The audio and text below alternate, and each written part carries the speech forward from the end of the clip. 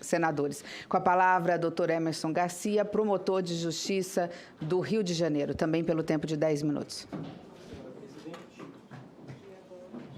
Senhora presidente, senhor relator, senhores membros da mesa, senhores senadores, senhoras senadoras, eu serei breve, destacarei apenas 6 tópicos em relação à minha abordagem, já que corroboro o que foi dito pelo representante da Frentas, pelo representante da MB. Falo aqui representando o Conselho Nacional dos Procuradores Gerais dos Ministérios Públicos dos Estados e da União. Eu destacarei apenas 6 tópicos. O primeiro, reiterando a temática do artigo 25, parágrafo 3º do substitutivo aprovado na Câmara dos Deputados. Esse preceito, como foi afirmado, ele considera nulos todos os benefícios, todas as aposentadorias em que foi considerado tempo ficto de contribuição para o regime geral de previdência social. Qual é o problema desse preceito? Além dele não ter sido antecedido de qualquer debate, ele foi colocado no final das discussões, ele ignorou que desde 1998, com a emenda constitucional número 20, foi vedada a contagem de tempo de contribuição ficta. Então, quem conta o tempo de contribuição ficto diz respeito a um regime jurídico anterior a 98, que está verbado nos seus assentamentos funcionais. Então, as aposentadorias concedidas dessa maneira, que foram aquelas analisadas pelo Tribunal de Contas da União, não apresentam qualquer incompatibilidade com o sistema. Caso esse preceito seja mantido, o efeito será o seguinte: todas as aposentadorias concedidas nos últimos 20 anos envolvendo membros do Ministério Público, da magistratura e de outras carreiras serão consideradas nulas. Não é preciso dizer a enorme demanda que nós teremos na Justiça, porque se existe um referencial de insegurança jurídica, talvez este seja o mais acentuado. O segundo aspecto que eu tenho a ressaltar, dentre os 6, diz respeito à contribuição extraordinária. Além de ter estabelecido uma contribuição ordinária, que é aquela paga mensalmente em caráter progressivo, o governo tinha proposto, a Câmara dos Deputados manteve a previsão de uma contribuição extraordinária. O que significa isso? Se o regime previdenciário tem déficit, quem vai arcar com esse déficit? O servidor público. Basicamente é isso. Agora, a própria PEC reconhece expressamente que durante décadas as receitas da Previdência Social não foram segmentadas para a Previdência Social. Elas foram direcionadas para assistência social, para a saúde, e isso gerou um desequilíbrio no sistema. O desequilíbrio histórico, ele vai ter um destinatário, o segurado. O segurado, ele passa de segurado para segurador do sistema. Então, a inépcia do gestor, o desmando político, a fisiologia, eles serão transferidos para o segurado. É ele que vai arcar com isso, com uma contribuição extraordinária. Com um detalhe: a reforma constitucional não estabelece balizamentos para essa contribuição extraordinária.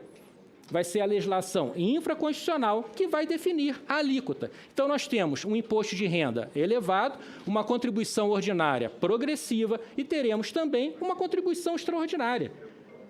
Qual é o limite disso? Vamos absorver o quê? 40%, 50%, 60% da renda de um trabalhador? Isso é minimamente razoável? Também aqui, se existe um referencial teórico para a concepção de confisco, e a nossa Constituição, por acaso, veda o confisco, esse é um exemplo eloquente. O terceiro aspecto que eu tenho a ressaltar diz respeito à aposentadoria por invalidez. E aqui eu falo como mandatário de uma pessoa, por acaso, do Rio de Janeiro, que tem esclerose múltipla. Ela foi servidora do Ministério Público do Estado do Rio de Janeiro, num cargo comissionado, e foi aprovada num concurso para o Tribunal Regional do Trabalho da primeira região do Rio de Janeiro. A esclerose múltipla gera uma falência orgânica. A pessoa para de se movimentar e vai perdendo os sentidos. Ela pode acordar um dia sem enxergar, sem ouvir, sem falar. É uma falência. Pela reforma, essa pequena doença, essa significante doença, que é qualificada hoje como doença grave, não vai permitir que a pessoa receba 100% do valor da média das suas contribuições. Não vai. Essa pessoa vai receber 60%. Também uma pessoa que tem uma insignificância doença, como um carcinoma, uma cardiopatia grave, ela também não vai receber. Então, o Estado brasileiro, ele negligencia aquela pessoa com deficiência, descumpre compromissos internacionais assumidos pela República Federativa do Brasil, descumpre a legislação interna de inclusão das pessoas com deficiência, porque ele não oferece praticamente nada, é só andarmos pelas ruas para vermos isso, E agora a pessoa ela vai simplesmente não ter renda para arcar com o seu tratamento. Se ela se aposentar, ela vai ter uma renda diminuta comparada com as suas necessidades. Existem duas formas de nós acabarmos com um deficiente. Ou nós matamos, como um conhecido país da Europa fez na década de 30 ou 40 do século passado, ou nós cessamos os meios de subsistência. Isso é uma técnica bem similar. Agora, será que é isso que o Estado brasileiro quer? Tirar a doença grave, que hoje está prevista como 100% do benefício que a pessoa pode oferir do rol daquelas pessoas que vão poder alcançar esse mesmo benefício quando aposentadas por incapacidade, por invalidez? É esse o objetivo? Vamos só associar os 100% ao acidente do trabalho, à doença profissional e a pessoa que tem uma doença grave degenerativa? Essa moça teve uma doença grave com 14 anos, ela está há 38, ela vai estar aqui no Senado hoje, deve procurar alguns dos senadores. Vocês verão a cena de uma pessoa com aquela condição, desafiando a física e a natureza, ainda continua trabalhando. E nós vamos dizer que essa pessoa com uma doença dessa natureza não tem direito a ter um benefício similar àquele que sofreu um acidente do trabalho? Quarto ponto, a pensão por morte. A pensão por morte, ela desafia qualquer referencial de racionalidade na forma que foi posta no texto aprovado pela Câmara dos Deputados. E por quê? O secretário especial, numa exposição muito esclarecedora, nos disse que, demograficamente, a nossa taxa de fecundidade hoje é de 1,7 pessoas por família. Então, a maior parte das pessoas, das famílias brasileiras, hoje, tem menos de 2 filhos. Aí o Estado brasileiro aprova uma reforma com a seguinte regra para o cálculo da pensão por morte. Uma base familiar de 50%, acrescida de 10% por dependente até chegar a 100%. Isso significa 5 dependentes. Esposa, supérstite, ou marido ou companheiro, supérstite, mais 4 dependentes. Isso é uma insinceridade normativa ou é impressão minha? Porque se o Estado brasileiro diz que a maior parte das famílias tem menos de 2, como é que o cálculo pode ser contando 5? Se tem 2 filhos e um cônjuge, de onde nós tiramos esses 5? Então, o Estado brasileiro está dizendo assim, ó, apesar de ninguém se enquadrar aqui, os poucos que tiverem 4 filhos com um cônjuge supérstite vão receber a pensão integral.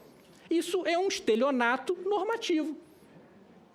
É algo que é semântico, é retórico, porque não alcançará a realidade. O quinto aspecto que eu tenho a dizer diz respeito aos direitos adquiridos dos servidores federais. Esse tópico está no artigo 3º da proposta aprovada. O que significa um direito adquirido? O direito adquirido é aquele que se incorporou ao patrimônio de alguém e não pode ser subtraído. Então, se eu preencho todos os requisitos de uma lei hoje, uma nova lei amanhã não pode subtrair o meu direito. Agora, qual é o problema desse artigo 3º?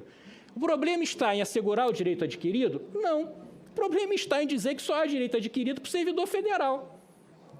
Será que isso aqui exclui tecnicamente o estadual, o municipal e o distrital? Não, porque a Constituição, lá no artigo 5º, já assegura o direito adquirido. Mas alguém tem dúvida que isso aqui vai ser uma fonte de litigiosidade? Que 2 interpretações são possíveis. A primeira, que ao fazer menção ao servidor federal, excluiu os outros. E a segunda é que, apesar de ter feito menção ao federal, por simetria, será aplicada aos outros.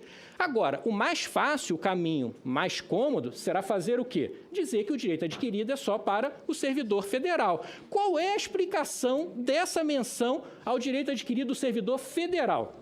Qual é a explicação para isso? É só retirar essa palavra, federal, o direito adquirido do servidor público. Todo servidor público tem direito adquirido se já está incorporado ao seu patrimônio. É incompreensível esse preceito.